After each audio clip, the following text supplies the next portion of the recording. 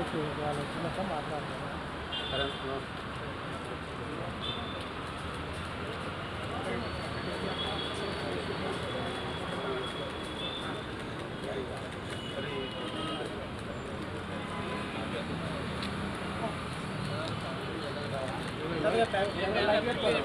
ఈరోజు తెలంగాణ గవర్నర్ శ్రీ విశ్వదేవ్ వర్మ గారిని భారతీయ జనతా పార్టీ ఒక ప్రతినిధి మండలి వారిని కలవడం జరిగింది. శ్రీ మహేశ్వర్ రెడ్డి గారు మా ఫ్లోర్ లీడర్, అదేవిధంగా అంజిరెడ్డి గారు, కొమరయ్య గారు, అదేవిధంగా మా జనరల్ సెక్రటరీస్ అనేటువంటి ఒక గౌతమ్ రావు గారు, వీరేందర్ గౌడ్ గారు, వేముల అశోక్ గారు, మా ఒక పార్టీ జిహెచ్ఎంసీలో ఫ్లోర్ లీడర్ శంకర్ యాదవ్ గారు, deputy floor leader Radha Dheeraj Reddy గారు, మీరంతా కూడా గవర్నర్ గారిని కలిసి ఏదైతే ప్రభుత్వం రాష్ట్ర ప్రభుత్వం HILT Hyderabad industrial land transformation ఏదైతే తీసుకొచ్చారో ఈ యొక్క జియోని భారతీయ జనతా పార్టీ వ్యతిరేకిస్తూ దీనివల్ల అనేక మందికి ఈరోజు నష్టం జరిగేటటువంటి అవకాశాలు ఉన్నాయి. అంతేకాకుండా ల్యాండ్ కన్వర్జన్స్ పేరు మీద హిల్ట్ అనేటటువంటి ఒక జియో ద్వారా హైదరాబాద్ నగరంలో ఉన్నటువంటి ఒక ఏవైతే ఇండస్ట్రీస్కు ఆ రోజు కేటాయించే భూములు ఉన్నాయో అది రియల్ ఎస్టేట్లో ఒక సంస్థలకు దారాదత్తం చేసేటటువంటి ఒక ప్రయత్నం. దాదాపు 9,000 ఎకరాల పైగా ఈరోజు ఒక రియల్ ఎస్టేట్ కింద మార్చి లక్షలాది కోట్లాది రూపాయలు ఈరోజు ప్రభుత్వము అందులో కుంభకోణం జరిగేటటువంటి ఒక అవకాశాన్ని ఇవ్వడం జరుగుతూ ఉంది. ఈ సందర్భంగా హిల్ట్ అనేటటువంటి ఒక పాలసీ ఏది ఉందో దీని ద్వారా ప్రభుత్వం ఒక ఖజానా నింపడానికి చేస్తున్నటువంటి ఒక నేపథ్యంలో ఈ భూములన్నీ కూడా అనేక సంవత్సరాల క్రితము ఇండస్ట్రీస్కి అలాట్ అయినాయి.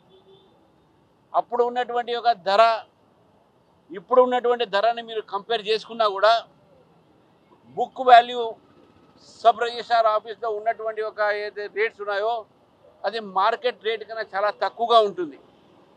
మనం చూసినాము మొన్ననే ఒక ప్రైవేట్ సంస్థ హైదరాబాద్కు అవతల 151 కోట్లకు ఒక ఎకరం కొనడం జరిగింది.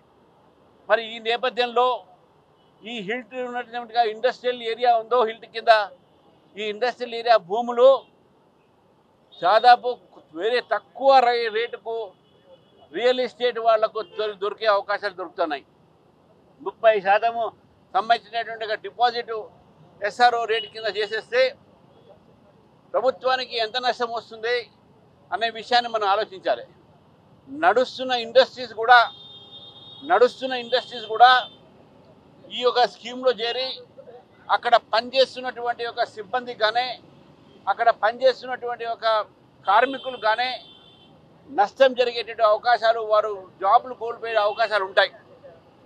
రెండో వైపు గతంలో ఈ యొక్క ప్రాంతంలోనే హైదరాబాద్ చుట్టుపక్కల ప్రాంతంలో చాలామంది రైతులు మా భూముల్ని కూడా కన్వర్ట్ చేయండి అని చెప్తే ఆ భూములు ఇంకా కన్వర్ట్ కాలే. కానీ ఇండస్ట్రియల్ భూమిని మాత్రం రియల్ ఎస్టేట్ కోసం మాత్రం చేస్తూ ఉన్నారు. ఈ ప్రభుత్వము రియల్ ఎస్టేట్ చేస్తుందా, పరిపాలన చేస్తుందా అనే విషయాన్ని మనం గుర్తించాలి.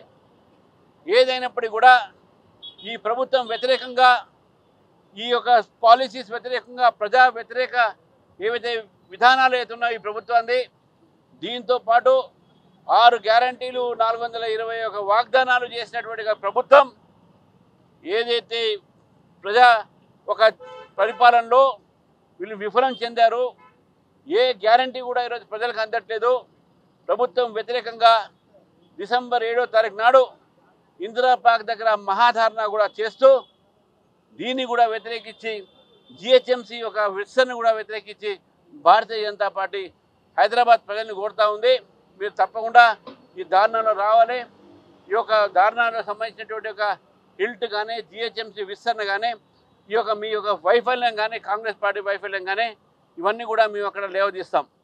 ఇవాళ ఇచ్చినటువంటి ఒక మెమోరాండంలో గవర్నర్ గారు స్పష్టంగా మీకు చెప్పడం జరిగింది. వారికి వారు తప్పకుండా దీనిపైన చర్చిస్తాము, నేను మాట్లాడతాను ప్రభుత్వంతో అనే విషయాన్ని కూడా వారు చెప్పడం జరిగింది. ఈరోజు భారతీయ జనతా పార్టీ రథసారథి రాష్ట్ర అధ్యక్షులు రామచంద్రరావు గారి ఆధ్వర్యంలో హిల్ట్ పాలసీని వ్యతిరేకిస్తూ భారతీయ జనతా పార్టీ వారికి ఒక రిప్రజెంటేషన్ ఇచ్చి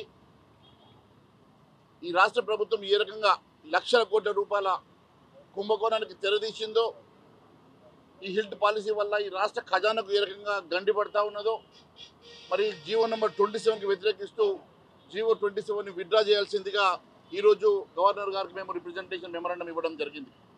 మరి తప్పకుండా ఇప్పుడు అధ్యక్షులు చెప్పినట్టుగా అనేకమైనటువంటి అవినీతి అంశాలు, 6 గ్యారంటీలు, 420 హామీలకు నెరవేర్చిన పక్షంలో 2 సంవత్సరాలు ఈ ప్రభుత్వం పాలన పూర్తి చేసుకున్న సందర్భంగా ఇచ్చినటువంటి ఏ ఒక్క హామీ నెరవేర్చిన ఈ ప్రభుత్వ విధానాలకు వ్యతిరేకంగా, అనేక కుంభకోణాలకు వ్యతిరేకంగా, ముఖ్యంగా హిల్ట్ పాలసీకి వ్యతిరేకంగా, జిహెచ్ఎంసి పరిధిని మరి పెంచుతూ తీసుకొచ్చినటువంటి జీవోకు వ్యతిరేకంగా, అనేకమైనటువంటి కుంభకోణాలకు వ్యతిరేకంగా మరి ఈ నెల 7వ తారీఖు రోజు వారి ఆధ్వర్యంలో జరిగేటువంటి పెద్ద ఎత్తున నిరసన దీక్షలో అందరూ పాల్గొనాల్సిందిగా కోరుకుంటూ, మరి తప్పకుండా భారతీయ జనతా పార్టీ ఈ ప్రభుత్వ విధానాలకు వ్యతిరేకంగా పోరాటం చేస్తుందని చెప్పి మరొకసారి తెలియజేసుకుంటూ ధన్యవాదాలు తెలియజేస్తా ఉన్నాను.